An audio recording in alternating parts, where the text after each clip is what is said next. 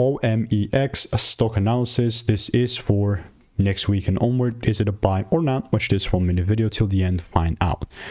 What I'm going to say is that Odyssey Marine exploration is absolutely all over the place. 18% down is a big of a stretch. Now, having made more videos than anyone else, was having also more proof than anyone else in this YouTube channel with 39,000 videos, I have my data collected and I've seen what's working for me and what's not.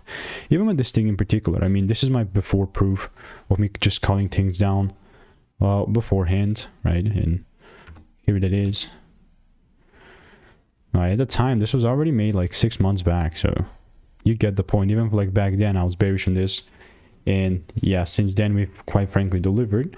I'm saying that if there's another double break, then I'm still gonna further look to take things down. Obviously, no rules are met, then why the heck would I look to sell this?